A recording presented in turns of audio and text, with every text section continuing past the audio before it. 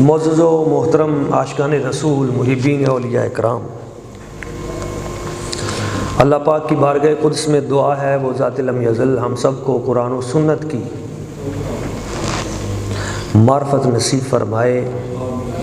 اور دین متین پہ چلنے کی توفیق عطا فرمائے۔ آج کے دن کی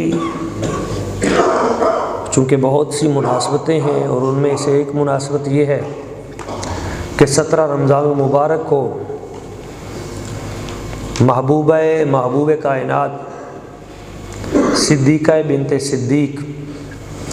ام المومنین حضرت سیدہ عائشہ صدیقہ رضی اللہ تعالی عنہ آپ کا یوم وصال ہے۔ آپ کی ولادت باسعادت مکہ مکرمہ میں ہوئی۔ والد گرامی کا نام افضل البشر بعد الانبیاء بالتحقیق حضرت سیدنا ابو بکر صدیق رضی اللہ تعالیٰ عنہ ہے، اور حضرت عائشہ صدیقہ رضی اللہ تعالیٰ عنہ کے آپ کی والدہ محترمہ کا نام ام رومان رضی اللہ تعالیٰ عنہ ہے۔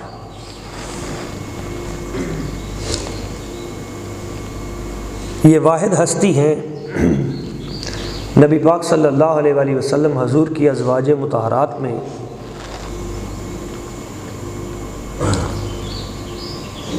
جن کی حضور سے شادی بعد میں ہوئی اور آسمانوں سے فرشتے کے ذریعے حضرت عائشہ صدیقہ رضی اللہ تعالیٰ عنہ ام المومنین کی تصویر نبی پاک صلی اللہ علیہ وآلہ وسلم کو پہلے دکھائی گئی۔ 2 مرتبہ حضور فرماتے ہیں ریشم کے کپڑے پہ حضرت عائشہ صدیقہ رضی اللہ تعالیٰ عنہ آپ کی تصویر مجھ پہ ظاہر کی گئی۔ یہ واحد ام المومنین ہیں نبی پاک صلی اللہ علیہ وآلہ وسلم کی ازواج مطہرات میں، حضور کی بیویوں میں حضرت عائشہ صدیقہ رضی اللہ تعالیٰ عنہ وہ واحد ہستی ہیں جو حضور کی تمام ازواج مطہرات میں کنواری زوجہ محترمہ ہیں۔ باقی حضور کی جتنے نکاح ہوئے ہیں وہ یا بیوہ تھیں یا مطلقہ تھیں، یہ واحد ایک حضرت عائشہ صدیقہ رضی اللہ تعالیٰ عنہ ہیں جو کنواری تھیں، اس لیے ان کو محبوب کائنات کہا جاتا ہے۔ نبی کریم صلی اللہ علیہ وآلہ وسلم کی ازواج مطہرات میں جو محبوب ترین ہستی تھیں وہ حضرت عائشہ صدیقہ رضی اللہ تعالیٰ عنہ تھی۔ نبی اکرم صلی اللہ علیہ وآلہ وسلم کی ازواج مطہرات میں حضرت ام المومنین سیدہ عائشہ صدیقہ رضی اللہ تعالیٰ عنہ وہ واحد ہستی ہیں جن کے بستر پر اللہ تعالیٰ کا قرآن نازل ہوا کرتا تھا، یعنی حضور ان کے بستر پہ ہوتے تھے تو جبریل امین وحی لے کے آ جاتے تھے، یعنی وحی الہی جس زوجہ کے بستر پر نبی پاک صلی اللہ علیہ وسلم پہ نازل ہو جایا کرتی تھی وہ حضرت عائشہ صدیقہ رضی اللہ تعالیٰ نے، یہ صرف آپ کی خصوصیت ہے۔ اسی طرح حضرت عائشہ صدیقہ رضی اللہ تعالیٰ عنہ ان کی یہ بھی خصوصیت ہے کہ نبی پاک صلی اللہ علیہ وآلہ وسلم حضور کے سب سے قریبی جو یار ہیں، دوست ہیں، جن کا نام حضرت ابوبکر صدیق رضی اللہ تعالیٰ عنہ ہے، یار غار، یار مزار، یہ ان کی صاحبزادی ہیں۔ یہ بھی ان کی اسپیشلٹی ہے، خصوصیت ہے کہ تمام ازواج مطہرات میں اور دنیا کی تمام خواتین میں سب سے بڑھ کر جس ہستی نے احادیث مبارکہ روایت کی وہ حضرت سیدہ عائشہ صدیقہ رضی اللہ تعالیٰ عنہ۔ 2210 احادیث ان سے مروی ہیں، 2210 احادیث،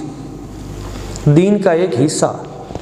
بلکہ نبی پاک صلی اللہ علیہ وآلہ وسلم کی ذات و برکات نے فرمایا دین لینا ہے تو حمیرہ سے لو، آپ کا لقب ہے حمیرہ، اور دوسرا لقب ہے صدیقہ۔ ایک مقام پہ آپ علیہ الصلوۃ والسلام نے فرمایا دین کے 3 حصے کریں نا تو 2/3 دین جو ہے وہ حضرت عائشہ صدیقہ رضی اللہ تعالیٰ عنہ سے لے لو، اس لیے بڑے بڑے جید اکابر صحابہ کرام رضوان اللہ تعالیٰ علیہم اجمعین وہ حضرت ام المومنین سیدہ عائشہ صدیقہ رضی اللہ تعالیٰ عنہ کے شاگرد تھے اور دین کے مسائل آپ سے پوچھا کرتے تھے، کیونکہ ایک وہ نبی پاک صلی اللہ علیہ وآلہ وسلم حضور کی زندگی کا پہلو ہے جو بازار سے متعلق ہے، جو مسجد سے متعلق ہے، جو میدان جنگ سے متعلق ہے، جو باہر کے اسفار یعنی سفر کیا کرتے تھے ان سے متعلق ہے، وہ تو باہر کے لوگ جو ہیں وہ بیان کرتے تھے۔ ایک حضور کی زندگی کا وہ پہلو ہے جو چار دیواری کے اندر کا ہے، گھر کے اندر حضور کے معاملات کیسے تھے، حضور کا سونا کیسا تھا، اٹھنا کیسا تھا، جاگنا کیسا تھا، آپ کے گھریلو معاملات کیسے تھے، رویے کیسے تھے، ملازموں کے ساتھ آپ کے رویے کیسے تھے، ازواج مطہرات کے ساتھ کیسے تھے، برادری کے اندرونی جو معاملات ہیں ان میں حضور نبی پاک صلی اللہ علیہ وسلم آپ کی زندگی کیسی تھی۔ تو یہ سارے اندر کے جو معاملات تھے ان کو جس ہستی نے بیان کیا ہے وہ حضرت عائشہ صدیقہ رضی اللہ تعالیٰ عنہا ہیں۔ اس لیے سمجھ لیجئے کہ آدھا دین جو ہے اس کی راویہ حضرت سیدہ عائشہ صدیقہ ہیں۔ یہ دین پہ ان کا بہت بڑا احسان ہے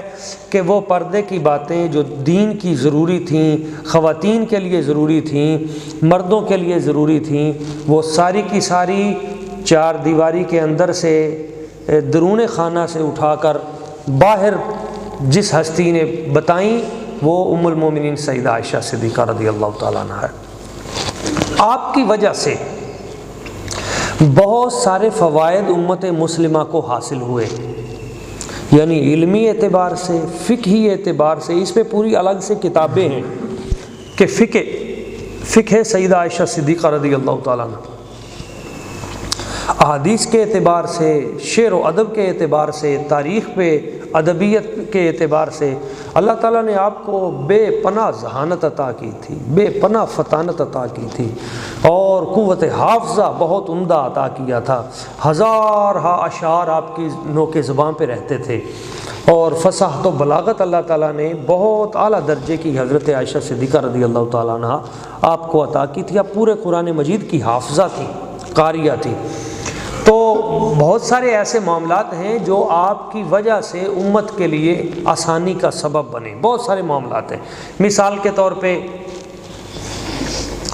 قرآن مجید میں آتا ہے اگر تمہارے پاس وضو کا پانی نہیں ہے لم تجدوا ماء فتیمموا صعیدا طیبا فامسحوا بوجوہکم وایدیکم، اگر تمہارے پاس پانی نہیں ہے، پانی نہیں تم پاتے تو پھر تم تیمم کر لو۔ یہ حضرت عائشہ صدیقہ رضی اللہ تعالیٰ عنہ کی برکت سے یہ ہمیں عطا ہوا ہے۔ پچھلی کسی امت کو تیمم کی برکت نہیں ملی۔ تیمم کی برکت اگر ملی ہے امت مصطفیٰ کو تو سیدہ عائشہ صدیقہ کے توسل سے ملی۔ کیسے؟ ایک سفر میں تھے نبی پاک صلی اللہ علیہ وسلم اور ام المومنین سیدہ عائشہ صدیقہ رضی اللہ تعالیٰ عنہ بھی ساتھ تھیں، تو آپ نے ایک اور ام المومنین سے ہار ایک ادھارا مانگا تھا، وہ آپ کے پاس تھا، تو وہ ہار جو ہے وہ گر گیا۔ اب سفر میں تھے، سفر میں ایک قافلہ جو ہے اس کو روکا گیا کہ ہار کہاں گیا، تو ہار کو تلاش کرنے لگے، ہار نہ ملا، تو نبی پاک صلی اللہ علیہ وآلہ وسلم حضور نے حکم دیا کہ ادھر ہی پڑاؤ ڈالا جائے، ادھر قیام کیا جائے، تو ادھر ہی رک گئے، تو جو پانی بچا ہوا تھا وہ ختم ہو گیا۔ جہاں پہ قیام کیا گیا کچھ عرصہ کے لیے تو پانی ختم ہو گیا۔ جب پانی ختم ہو گیا تو اب نماز کا وقت بھی آگے آ رہا تھا، تو پریشانی بڑھ گئی کہ پانی تو ختم ہو گیا ہے، تو وضو کیسے کریں گے، پانی پئیں گے کیسے، پریشانی بڑھی۔ تو چونکہ وہ قافلہ رکا تھا حضرت عائشہ صدیقہ رضی اللہ تعالیٰ عنہ کی وجہ سے، تو لوگوں نے حضرت ابوبکر صدیق رضی اللہ تعالیٰ عنہ ان سے جا کے شکوہ کیا کہ قافلہ چل نہیں رہا، قافلہ رک گیا ہے اور پانی ختم ہو گیا ہے، تو نبی پاک صلی اللہ علیہ وسلم حضور نے وضو فرمانا ہے، باقی لوگوں نے بھی وضو کرنا ہے، تو کیا بنے گا؟ تو حضرت ابوبکر صدیق رضی اللہ تعالیٰ عنہ آپ تھوڑا سا جلال میں آئے کہ چونکہ آپ کی صاحبزادی تھی حضرت عائشہ صدیقہ رضی اللہ تعالیٰ عنہ کہ بھئی ان کی وجہ سے وہ کیوں ہار گم ہوا، انہوں نے کیوں کیا اور کیوں قافلہ رکا، اور لوگ جو ہیں وہ میری طرف دیکھ رہے ہیں۔ تو اس پریشانی میں خیمہ رسول کریم صلی اللہ علیہ وسلم میں داخل ہوئے تو نبی پاک صلی اللہ علیہ وسلم اپنا سر انور حضرت عائشہ صدیقہ رضی اللہ تعالیٰ عنہ کی گود میں رکھ کر آرام کر رہے تھے، سو رہے تھے۔ حضور آرام فرما رہے ہیں، حضرت ابوبکر صدیق رضی اللہ تعالیٰ عنہ نے یہ منظر دیکھا تو جلال کی کیفیت میں حضرت عائشہ صدیقہ رضی اللہ تعالیٰ عنہ ان کی طرف دیکھا، بولے نہیں کیونکہ حضور آرام کر رہے تھے، تو لیکن جلالی نظروں سے انہوں نے دیکھا کہ تمہاری وجہ سے یہ مسئلہ بنا ہوا ہے۔ تو حضرت عائشہ صدیقہ رضی اللہ تعالیٰ عنہ نے بھی آگے سے اشارے میں جواب دیا کہ حضور سو رہے ہیں، بولنا نہیں ہے، آپ کی نیند جو ہے اس کو ڈسٹرب نہیں کرنا۔ تو حضرت ابوبکر صدیق رضی اللہ تعالیٰ عنہ بھی خاموش ہو گئے اور آپ بھی خاموش ہو گئیں، اور سرکار صلی اللہ علیہ وسلم حضور نے آنکھیں کھول دیں اور سرکار نے فرمایا مجھ پہ قرآن نازل ہو گیا ہے، اللہ تعالیٰ نے فرمایا ہے کہ اگر تمہیں پانی نہیں ملتا تو تم تیمم کر لو۔ تو پھر صحابہ کرام نے باہر سے آواز دی جب تیمم کی آیتیں نازل ہوئیں کہ اے آل ابی بکر، تمہارے کتنے احسانات ہیں ہم پہ کہ جب بھی کوئی ایسا مسئلہ پیش آیا ہے تو تمہارے خاندان کی وجہ سے اللہ تعالیٰ نے آسانیاں نازل کی۔ اب اگر وہ ہار گم نہ ہوتا اور وہ قافلہ وہاں نہ رکتا اور پانی جو ہے اس کی حاجت پیش نہ آتی تو قیامت تک کے لیے تیمم کا حکم نازل نہیں ہوتا۔ قیامت تک کے لیے یہ جو تیمم کی آسانی ملی ہے یہ حضرت عائشہ صدیقہ رضی اللہ تعالیٰ عنہ کی وجہ سے ملی۔ تو حضور نے فرمایا کوئی نہیں، تم تیمم کرو، تیمم کر کے نماز ادا کرو۔ تو پھر چلتے ہیں، تیمم کر کے جس وقت اونٹوں کو اٹھایا گیا تو اسی اونٹ کے نیچے وہ ہار پڑا ہوا تھا، تو ہار مل بھی گیا اور تیمم کی برکت بھی ساتھ حاصل ہو گئی۔ اسی طرح خواتین کے حوالے سے بہت سارے مسائل ہیں جو حضرت عائشہ صدیقہ رضی اللہ تعالیٰ عنہ آپ کی ذات ببرکات نے بیان کیے۔ خواتین کے مخصوص ایام ہیں، حیض و نفاس کے مسائل ہیں، اسی طرح استحاضہ کے مسائل ہیں، اور اسی طرح دیگر بہت سارے مسائل دینیاں ہیں خواتین سے متعلق جو حضرت عائشہ صدیقہ رضی اللہ تعالیٰ عنہ کی ذات ببرکات آپ سے امت کو ملے، آپ نے عطا کیے۔ اسی طرح کسی بھی پاک دامن عورت کے اوپر اگر کوئی شخص الزام لگائے، انگشت نمائی کرے، تو حضرت عائشہ صدیقہ رضی اللہ تعالیٰ عنہ کی صورت میں ایک واقعہ وقوع پذیر ہوا۔ اللہ تبارک و تعالیٰ کی منشا یہ تھی کہ حضرت عائشہ صدیقہ رضی اللہ تعالیٰ عنہ آپ کی پاک دامنی بھی قرآن میں بیان کر دی جائے اور قیامت تک کے لیے امت کی بیٹیوں کی عزت و ناموس کی حفاظت کا چیپٹر بھی دے دیا جائے۔ تو حضرت عائشہ صدیقہ رضی اللہ تعالیٰ عنہ پہ کسی نے انگشت نمائی کی پاک دامنی کے حوالے سے تو اللہ تعالیٰ نے 19 آیتیں سورہ النور کی نازل اور فرمایا کہ آپ پاکیزہ ہستی ہیں، اور وہ لوگ ان الذین یرمون المحصنات الغافلات لعنوا فی الدنیا، وہ لوگ جو پاک دامن عورتوں پہ الزام لگائیں گے ان پہ دنیا و آخرت میں اللہ تعالیٰ کی لعنت ہے، اور ان لوگوں کی سزا یہ ہے کہ جو کسی بھی پاک دامن پہ غلط الزام لگائیں ان کو 80 کوڑے مارے جائیں، ان کی گواہی کبھی قبول نہ کی جائے۔ والذین یرمون المحصنات ثم لم یاتوا باربعۃ شہداء فاجلدوہم 80 جلدہ ولم تقبلوا لهم شہادۃ ابدا، کبھی ان کی گواہی قبول نہ کی جائے۔ تو قیامت تک کے لیے بیٹیوں کی، ماؤں کی، بہنوں کی، اہل خانہ کی جو عزت محفوظ ہوئی وہ حضرت عائشہ صدیقہ رضی اللہ تعالی عنہ آپ کی ذات ببرکات کی وجہ سے ہوئی۔ آپ بڑی عظیم سخیہ تھیں، 70 ہزار درہم آپ کے پاس آتے اور اسی دن آپ تقسیم کر دیتی، لیکن آپ کے کپڑوں پہ پیوند لگے رہتے۔ نبی پاک صلی اللہ علیہ وسلم سے ایک دن آپ نے خواہش کا اظہار کیا، یا رسول اللہ صلی اللہ علیہ وسلم میرے لیے دعا کریں کہ قیامت والے دن جنت میں بھی میں آپ کی رفیقہ حیات رہوں، جنت میں بھی میں آپ کی بیوی رہوں۔ تو نبی پاک صلی اللہ علیہ وسلم نے فرمایا عائشہ پھر تمہیں 2 کام کرنے پڑیں گے، اگر تم چاہتی ہو کہ جنت میں بھی میری رفیقہ حیات رہو تو پھر تمہیں 2 کام کرنے پڑیں گے۔ حضور بیان فرمائے کون کون سے 2 کام؟ تو سرکار صلی اللہ علیہ وسلم نے فرمایا